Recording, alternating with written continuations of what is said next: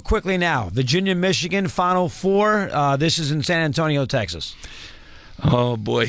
I know the Big Ten people are going to be mad at me now, but I'm staying with Virginia. I'm going with Virginia. You're going to take Virginia to win this game. Why? I'm going to go with Virginia. I just think that they can guard Michigan's five-man, who's a problem for people, and they're going to do a great job of slowing down that pace and keeping the game in the 50s, 60s. I think this will be a war.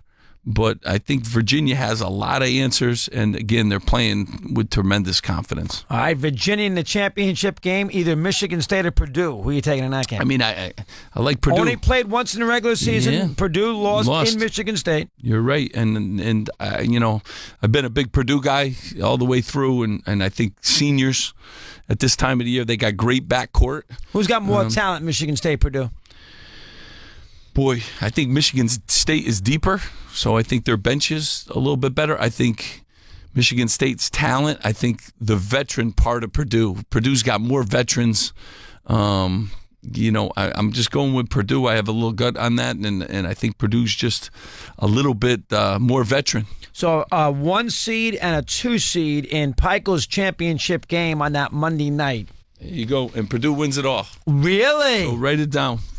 Wow, how about that? They won a chat. I don't know what hey, not only John Wooden for crying out loud. Rick Mount, where are you? So Purdue, you like Purdue? Tell me why. Let me hear against Virginia. Purdue Nation will be loving me right now, but first of all, Matt Painter's a really good coach, and I think it's their time. I think it's one of those years. Can Virginia match up with the Purdue's big kid? I don't think so. Not a lot of people can, and when you go to double down or whatever game plan you're going to come up with in a day or two, they got counters to it. It's a team that has seen every kind of defense. I know I played them 3 times, so all 3 times I played them differently. So they've seen everything, and they have a counter for everything and when they shoot the ball, and they have 4 answers, and they bring a guy Klein off the bench who's a terrific three-point shooter too. So they have different answers for the way you play them. So he struggles, Haas, in pick and roll defense, but they bring the sub in off the bench who doesn't. He's a great defender, and he's 7'4". I think he's even taller. So, and Virginia is not a pick and roll offensive team, are they? They're really not. They run kind of a 2-guard, front. They really play guards, pin downs.